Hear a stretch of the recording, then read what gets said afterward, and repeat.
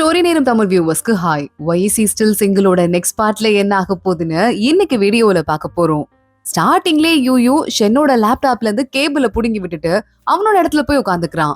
ஷென்னு வரவன் சிஸ்டம் என்ன வேலை செய்யலன்னு பாக்குறான். யூ உடனே வா என்னோட சிஸ்டம்ல உட்காந்து பாரு, எனக்கு முக்கியமான வேலை இருக்கு, நான் கிளம்புறேன். யூ கிளம்புறான். என்ன அதிசயமா சிஸ்டம்லாம் குடுக்கறாருன்னு ஷென் அதை ஓபன் பண்ணி பார்த்தா இந்த ரெண்டு பேருக்கு நடுவுல சண்டை நடந்து யாரோ ஒருத்தங்க அந்த ஆளை அடிச்சுட்டாங்கல்ல, அது யாருங்கிறதுக்கான சிசிடிவி ப்ரூஃப் அங்க கேமரால இருக்கு. ஓ, இத பாக்குறதுக்காக தான் எனக்கு சிஸ்டம் கொடுத்தாரு போல அப்படின்னு ஷென்னு பாக்குறான்.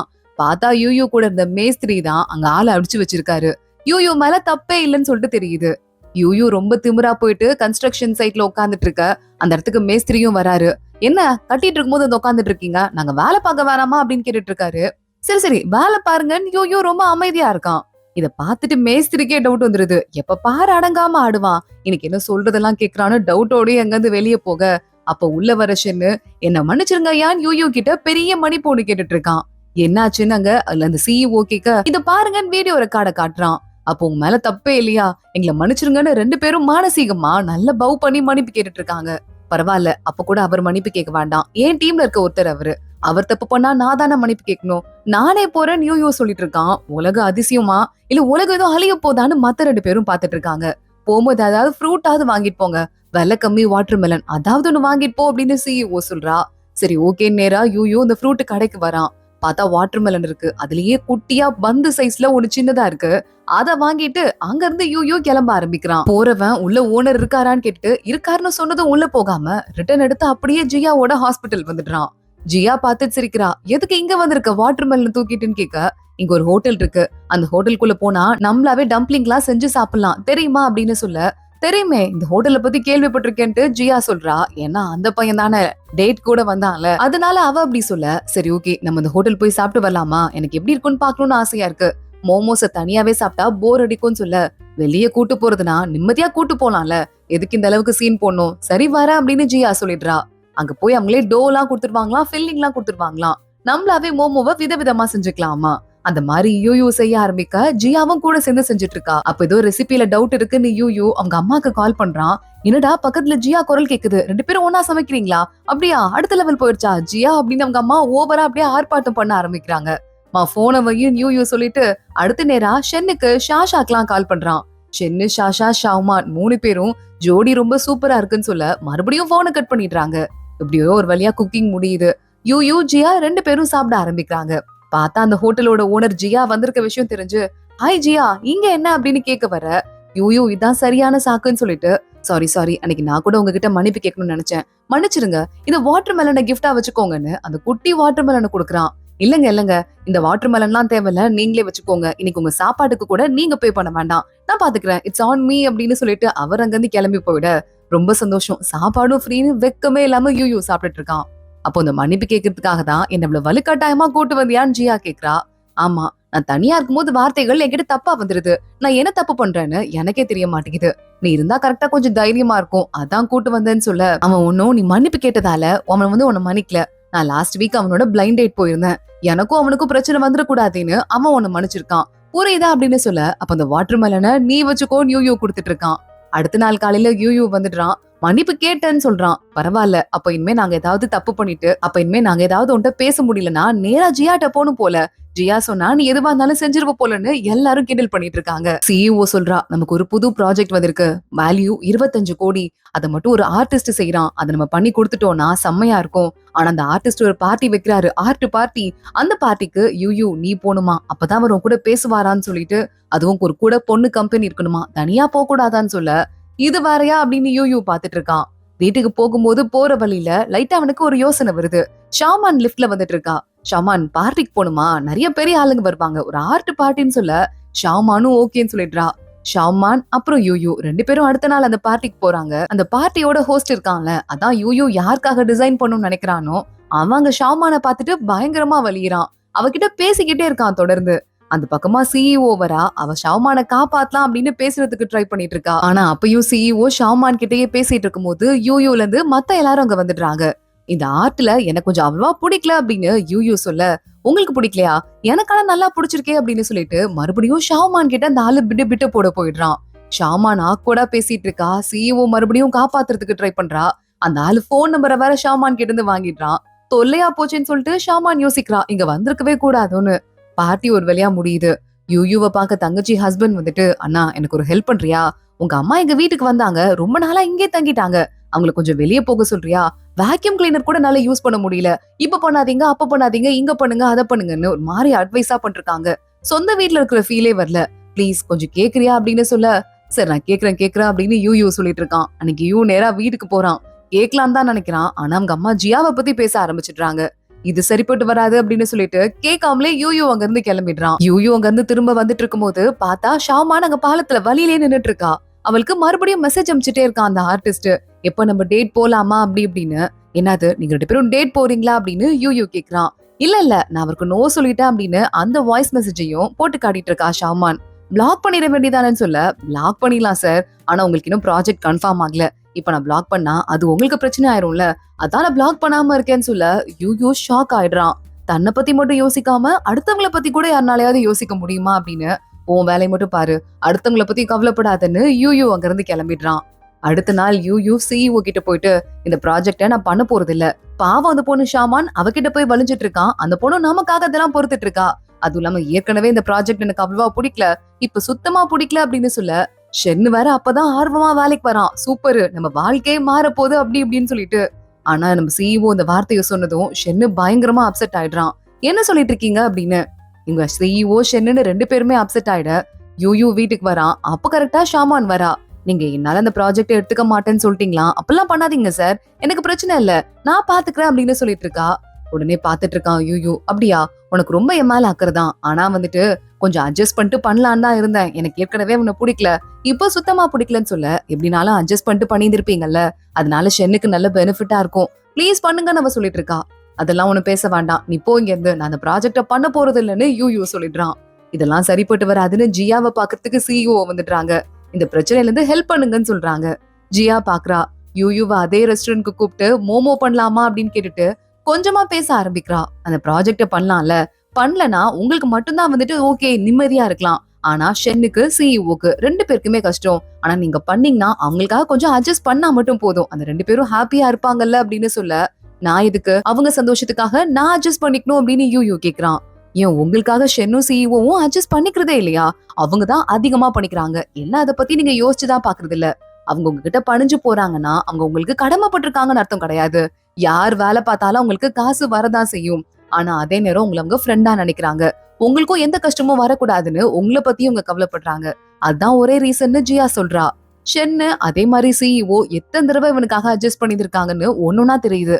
அவங்க ஈகோவை பார்க்காம என்கிட்ட சாரி கேட்டு இருந்திருக்காங்க, ஷாமா கூட எனக்காக ஃபீல் பண்ணால அப்படின்னு எல்லாத்த பத்தியும் யூ யோசிக்க ஆரம்பிக்கிறான். அடுத்த நாள் ஆபீஸ் போறான். ஷென்னெல்லாம் பயங்கர சோகமா உட்காந்துட்டு இருக்க, என்ன நீ போனா போதுன்னு அட்ஜஸ்ட் பண்ணிக்கிறியா அப்படின்னு யூ கேக்குறான். ஷென் அதெல்லாம் கண்டுக்காம மறுபடியும் வேலையை பாக்குறான். சிஇஓவும் ரொம்ப சோகமா வந்து உள்ள வேலையை பார்க்க ஆரம்பிக்க, நான் அந்த ப்ராஜெக்ட் எடுத்துக்கலான் இருக்கேன் யூ சொன்னதும் 2 பேரும் பயங்கரமா ஹாப்பி ஆயிடுறாங்க. மோட்டிவேஷன் காசை விட பெரிய மோட்டிவேஷன் ஏதாவது இருக்கா என்ன, போய் வேலையை பாக்குறேன்னு 2 பேரும் உட்காந்துடுறாங்க. போய் சிஇஓ நேரா ஜியாக்கு கால் பண்ணிட்டு, என்னம்மா சொக்குப்பொடி போட்டிருக்க, நீ எது சொன்னாலும் கேக்குறானே, இனிமே ஏதாவது ப்ராப்ளம்னா உங்ககிட்டதான் வருவோன்னு சொல்ல ஜியா சிரிச்சுட்டே போனை வச்சிடுறா. எல்லாரும் சின்சியரா வேலை பார்க்க ஆரம்பிக்கிறாங்க, பெரிய ப்ராஜெக்ட் அப்படிங்கறதால. அப்போ நம்ம ஷாவுமாவும் ஜியாவும் சேர்ந்து இவங்க வாடகைக்கு எடுத்த ஒரு சிடி ஒண்ணு பாத்துட்டு இருக்காங்க. அந்த சிடி தான் யூக்கு வேணுமா. அந்த சிடி யார் எடுத்துட்டு போனா இத்தனை நாளா கொடுக்கவே இல்லைன்னு கேட்க, அதெல்லாம் சொல்ல முடியாது, ப்ரொஃபஷனல் எத்திக்ஸ்னு கடைக்காரர் வேற கிண்டல் பண்ணிட்டு இருக்காரு. யூ இந்த பிஸியான ஸ்கெடியூலுக்கு நடுவுலயும் ஒரு காரோட கவர் ஒண்ணு மாடல் ஒண்ணு அவனாவே பார்த்து செய்யறான். பார்த்தா ஒரு கார் மாடல் ஏற்கனவே இருக்கு மெஷினோட, அதுல இந்த கவரை பிக்ஸ் பண்ணிட்டு பெயிண்ட் எல்லாம் அடிச்சுட்டு, குழந்தைங்க எல்லாம் கார் போட்டி போவாங்கல்ல, ரேஸ் நடக்கும், யார் ஃபர்ஸ்ட் போறதுன்னு பாப்பாங்கல்ல, அதுல நிறைய குழந்தைங்க இருக்காங்க, ஆல்ரெடி யாரோ ஒரு பெரிய ஆளுங்க இருக்காங்க. குழந்தைங்க இவ்வளவு பெரிய ஆள்லாம் காம்படிஷனுக்கு வராங்களேன்னு கேவலமா பாத்துட்டு இருக்க, கூடவே சேர்ந்து நம்ம யூவும் போறான். பயங்கரமா சண்டை போட ஆரம்பிக்கிறான். அந்த காம்படிஷன்ல 2 கார் முன்னாடி வந்துட்டே இருக்கு. கடைசியா யூ கார் வின் பண்ணிடுது. யூ அத பந்தாவா கப்பெல்லாம் எடுத்துட்டு போயிட்டு ஆபீஸ்ல வச்சுக்க, சின்ன பிள்ளைங்களை தோக்கடிச்சிட்டு கப்ப வாங்கிட்டு வெக்கமே இல்லாம சீன் போடுறான் பாருன்னு சொல்லிட்டு சிஇஓ நினைக்கிறாங்க. இந்த கப்பும் சரி இந்த காரும் சரி எனக்கு வாழ்க்கையில ரொம்ப முக்கியம், இது எனக்கு எவ்வளவு முக்கியம் தெரியுமா அப்படின்னு யூ அதை பத்தி ரொம்ப பெருமையா பேசிட்டு இருக்கான். நம்ம கிளையண்ட் வாசல திறந்ததுமே லைட் எறிகிற மாதிரி ஒரு செட்டப் பொண்ணு போட சொல்லிருக்காங்க. ஏன்னா அவங்க ஒய்ஃப் அடிக்கடி ஊருக்கு போயிருவாங்களாம், ஒய்ஃப் இல்லாதனால வீடு தனிமையா இருக்க கூடாது, ஹஸ்பண்டுக்கு பாக்குன்னு சொல்லிட்டு ஒய்ஃப் இந்த மாதிரி பிளான் கேட்டிருக்காங்கன்னு சொல்ல, வீட்டுக்குள்ள போய் லைட் போடுறதுக்கு என்ன ப்ராப்ளமா? வீட்ல யாராவது இருக்கணுமா என்ன? யாருமே இல்லனா தான் நிம்மதின்னு யூ கிளம்புறான். போற வழியிலேயே ஷாமா நின்னுட்டு இருக்கா. டாக் ஃபுட் வாங்கிருப்பா போல தூக்க முடியாம. எதுக்கு இந்த கஷ்டம்லான்னு கேட்க, நான் வீட்டுக்கு போகும்போது நான் எனக்காக வெயிட் பண்ணிருக்கோம்ல, அது என் ஃபேமிலி மாதிரி அப்படின்னு சொல்ல, யார் சாப்பாடு போட்டாலும் சாப்பிடுறதுக்கு தான் நாய் வெயிட் பண்ணும். நீ போட்டான்னு இல்ல, யார் போட்டாலும் சாப்பிடுன்னு சொல்லிட்டு பரவாயில்ல தூக்கிட்டு வரேன்னு அந்த மூட்டையை தூக்கிட்டு வந்துட்டு இருக்கான். வீட்டுக்கு போனதும் யூ கதவு கிட்டயே கதவு ஓபன் ஆனதுமே ஒரு லைட் எரியிற மாதிரி அழகா ஒரு சுவிட்ச் பிக்ஸ் பண்ணிடுறான். அப்பதான் நல்லா இருக்கும்னு. கரெக்டா அந்த பக்கம் வயிறு வலிக்குதுன்னு கத்திட்டே ஷாமான் வெளியே வந்துட்டு இருக்கா. இவன் கிட்ட வரதுக்குள்ள கீழவே விழுந்துடுறா. கீழே விழுந்து கிடக்குற அவளை பார்க்காம யூயோவ கைய வேற ஏறி மிதிச்சு வச்சிடுறான். ஷாமான பார்த்தா ஹாஸ்பிட்டல் அட்மிட் பண்ணிட்டாங்க. அப்பெண்டிக்ஸா அவளுக்கு. அதுக்கு ட்ரீட்மெண்ட் பார்த்தாச்சு. ஆனா என்ன, யூ உன் கையில ஏறி மிதிச்சதுல லைட்டா ஒரு பிராக்சர் இருக்கு. அதுக்காக கட்டு போட்டு வச்சிட்டு இருக்கோம். நீ ஒரு 4-5 நாள் ஹாஸ்பிட்டல்ல இருக்க மாதிரி இருக்கும்னு சொல்ல, இவ பாத்துட்டு அழுதுட்டு இருக்கா. இப்படி ஒரு நிலைமை வந்துச்சேன்னு. என் நாய்க்குட்டிய பாத்துக்கிட்டே அடி அப்படின்னு சொல்லிட்டு இவ ஃப்ரெண்டுக்கு போன் பண்றா. இல்லடி, எங்க வீட்ல எல்லாம் வந்துட்டு ஓனர் நாய்க்குட்டியெல்லாம் விட மாட்டாங்க, சாரி டி அப்படின்னு ஃப்ரெண்டு சொல்லிட்டு இருக்கா. இப்ப என்ன பண்றதுன்னு யோசிச்சுட்டு இருக்கும் போதே ஷென்னு வரான். என்னம்மா உனக்கு உடம்பு இல்லையாமேன்னு கேட்டுட்டு, ஆமா உங்க பாஸ் சொன்னாரா, நீ என் நாய்க்குட்டிய பாத்துக்கிறியா ப்ளீஸ் அப்படின்னு சொல்லிட்டு ஷாமா கேக்குறா. ஓகே நான் பாத்துக்கிறேன் அப்படின்னு ஷென்னு நேரா வீட்டுக்கு கூட்டு போயிடுறான். ஆனா ஷாஷா பாக்குறா. அவளை பாக்குறதுக்கு அவளுக்கு அடிப்பட்ட தகவல் கூட எனக்கு தெரியாது. அதுக்கு முன்னாடி நீ கிளம்பி ஹாஸ்பிட்டல் போயிருக்க. அவ ஏதாவது ஹெல்ப் வேணும்னா ஏன்ட்ட கேட்டு இருந்திருக்கணும். நானும் ஃப்ரெண்டு தானே, உன்கிட்ட மட்டும் பர்சனலா பேசுவா, நீ மட்டும் நாயை கூப்பிட்டு பாத்துக்குவ. நான் முக்கியமா நாய் முக்கியமான ஒரு பெரிய கேள்வி கேக்குறா. சென்ன அடுத்த நிமிஷமே நாயை கூட்டு போயிட்டு யூயோட வீட்டு வாசல்ல நிக்கிறான். பிரேக்கப்பே ஆயிரும் போல, தயவு செஞ்சு நாயை கூப்பிட்டுக்கோங்க அப்படின்னு சொல்லிட்டு. கரெக்டா அப்பன்னு பார்த்து ஜியா வந்துடுறா. அப்பயும் முடியாதுன்னு யூ சொல்லிட்டு கதவை க்ளோஸ் பண்ணிக்க. இப்ப மட்டும் நாயை நீங்க உள்ள கூப்பிட்டுக்கல, சத்தியமா விடவே மாட்டேன். நீங்க ட்ரீட்மெண்ட்க்கு கூட என்கிட்ட வரக்கூடாதுன்னு ஜியா சொல்லிட்டு இருக்கா. ஜியாவும் ஷென்னும் கொஞ்சம் வெளியே வந்துடுறாங்க. நான் நைட் ஷிஃப்ட் பாக்கலன்னா நாயை நானாவது கூட்டு போயிருப்பேன், என்ன பண்றதுன்னு சொல்லிட்டு ஜியா யோசிக்க ஆரம்பிக்கிறா. கரெக்டா யூ வந்துடுறான். போனா போது ஒரு 4-5 நாள் பாத்துக்கிறேன் அப்படின்னு சொல்லிட்டு இருக்கான். ஷென்னு பாக்குறான். எங்க ஜியா மேடம் உங்களை பாத்துக்காம போயிருவாங்களோன்னு சொல்லிட்டு தானே பதறீங்க, இந்தாங்க நாயை கூட்டு போங்க அப்படின்னு சொல்லிட்டு இருக்கான். போனா போதுன்னு ஹெல்ப் பண்றேன், எல்லாத்துக்கும் நன்றி கடனை தீர்த்துட்டு தான் விடுவேன் அப்படின்னு சொல்லிட்டு நாய்க்கு எவ்வளவு சாப்பாடு போடணும் என்ன பண்ணணும்னு கூகுள்ல ஒன்னா பார்த்து செய்ய ஆரம்பிக்கிறான். என் நாய்க்குட்டி யார்கிட்ட இருக்குன்னு ஷாமா கேக்குறா. யூட்ட இருக்கு அப்படின்னு ஜியா சொன்னதும், அவர்கிட்டயா போய் நாய்க்குட்டியை விட்டு வந்தீங்க, அவர் உயிரோட விட்டு வச்சிருக்காரான்னு சொல்லிட்டு அவ பதறிட்டு இருக்கும் போதே அவளை அப்பெண்டிக்ஸ் ஆபரேஷனுக்கு உள்ள கூட்டு போயிடுறாங்க. அடுத்த நாள் யூ வீட்டுக்கு போய் பார்த்தா வீடு முழுக்க குப்பை போட்டு வச்சிருக்கு. இதுக்கு மேல நாள் தாங்க முடியாதுன்னு சொல்லிட்டு யூ நேரா சிஇஓ கிட்ட விட பாக்குறான். ஆனா சிஇஓக்கு ஃபர்னாலே அலர்ஜி போல. ஆனாலும் யூக்காக செய்யலாம் அப்படின்னு நினைச்சிருக்காங்க. உனக்கு பிடிக்கல அலர்ஜினா சொல்லி தொலைய வேண்டியதானே, எனக்காக என்ன வேணாலும் பண்ணி தொலைவியா, வேணான்னு சொல்லிட்டு யூ மறுபடியும் வீட்டுக்கு கூட்டு வந்துடுறான். அவங்க அம்மா தலையில கட்டலான்னு பாக்குறான். அதுவும் முடியல. இல்ல நம்ம தங்கச்சி, உன் தங்கச்சிக்கு நாய் ஃபர்னா அலர்ஜி இருக்கு, அதனால அவ வீட்லயும் விடாதுன்னு அவங்க அம்மா சொல்லிடுறாங்க. அது மட்டும் இல்லாம நான் என் பொண்ணு வீட்டுல நிறைய நாள் இருந்துட்டேன், என் ஊருக்கு போறேன் அப்படின்னு அவங்க மறுபடியும் கிளம்புறாங்க. மறுபடியும் யூ வீட்டுக்கு வரான். மறுபடியும் நாய்க்குட்டி குப்பை பண்ணி வச்சிட்டு இருக்கு. யூக்கு ரொம்ப டென்ஷனா இருந்துட்டு இருக்கு. ஜியா கதவை தட்டுறா. இந்த சாப்பாடுன்னு சொல்ல, எனக்கு ஒண்ணும் தேவையில்ல, நான் உள்ள போறேன், நாய்க்குட்டிய பாக்க வந்தனா அதெல்லாம் நடக்காது, வீட்டுக்குள்ள யாரையும் விட மாட்டேன் அப்படின்னு யூ சொல்றான். இது உனக்கு சாப்பாடு இல்ல, நாய்க்குட்டிக்கு சாப்பாடு. ஷாமாக்கு ட்ரெஸ் எடுத்துட்டு போலான்னு வந்தேன், அவதான் நாய்க்குட்டிய பாத்துட்டு வர சொன்னான்னு சொல்ல, அதெல்லாம் நல்லதா இருக்கு அப்படின்னு சொல்லிட்டு அவன் உள்ள போயிடுறான். நாய்க்குட்டிய முதல் தடவையா ஒரு தடவை வாக்கிங் கூட்டு போயிருப்பான் போல, அதை பாக்குறதுக்கே பாவமா இருக்குன்னு சொல்லிட்டு லைட்டா தலையெல்லாம் தட்டி கொடுத்துட்டு இருக்கான். அப்புறம் அவன் சாப்பிடுற சாப்பாடெல்லாம் அதுக்கு கொடுக்குறான். கொஞ்சம் கொஞ்சமா 2 பேரும் ஃப்ரெண்ட் ஆக ஆரம்பிக்கிறாங்க. ஒரு நாள் வேலையெல்லாம் முடிச்சிட்டு நம்ம யூ வீட்டுக்கு வரும்போது பார்த்தா, இந்த நாய்க்குட்டி இருக்குல்ல, இவனோட காரு கப்பு ரெண்டும் கீழே விழுந்து உடஞ்சு கிடக்கு. இது பக்கத்துல நிக்குது. சீ, நீலாம் ஒரு பிறவின்னு ஒன்ன போய் இங்க கூட்டு வந்தேன் பாருன்னு சொல்லிட்டு தரத்தரன் நாய்க்குட்டியை இழுத்துட்டு போயிட்டு ஜியா கிட்ட விட்டுறான். என்னால இதுக்கு மேல பாத்துக்க முடியாது அப்படின்னு. அதுக்கு இது என்ன பண்ணும், நாய்க்கு என்ன கப்பெல்லாம் தெரியுமா என்னன்னு சொல்லிட்டு ஜியா கேக்குறா. இல்ல, இதுக்கு மேல என் பொறுமைய சோதிக்காத அப்படின்னு சொல்லிட்டு யூ அதை விட்டுட்டு அங்க இருந்து கிளம்பி போறான். வீட்டுக்கு போயிட்டு பத்திரமா அந்த கப்ப காரெல்லாம் ஓட்டி வச்சிட்டு இருக்கான். ஏதோ போன் வேற அவனுக்கு ஒண்ணு அவசரமா வந்துட்டே இருக்கு. அதான் அடுத்த நாள் ஆபீஸ்க்கு போனதுக்கு அப்புறமா ஷென்னு காட்டுறான். உங்க ஃப்ரெண்டு, அதாவது உங்க எதிரி யூலாங்க இருக்காருல, 3 கேர்ள் ஃப்ரெண்ட் வச்சிருக்காரு, எப்படிங்க இப்பெல்லாம் பண்றாரு, ரொம்ப பெரிய ஆளா இருப்பார் போல அப்படின்னு சொல்லிட்டு இருக்க. இங்க பாரு, தேவையில்லாததெல்லாம் என்கிட்ட காட்டாதன்னு யூ வீட்டுக்கு போறான். பார்த்தா மறுபடியும் இன்னைக்கு இந்த கப்பு கார்லாம் விழுந்து கிடக்கு. ஏன்னா அங்க ஸ்கிரீன் காத்துல ஆடி இருக்கு. காத்துல ஆடுறதால கப்பு காரு கீழே விழுந்து உடைஞ்சிருக்கு. இதுக்கும் அந்த நாய்க்குட்டிக்கும் எந்த சம்பந்தமுமே இல்ல அப்படிங்கறத இப்பதான் யூ ரியலைஸ் பண்றான். கொஞ்சம் ஹார்ஷா தான் பிஹேவ் பண்ணிட்டோம் போல அப்படின்னு யோசிக்க ஆரம்பிக்கிறான். கரெக்டா அன்னைக்குன்னு ஜியா வாக்கிங் கூட்டு போறா.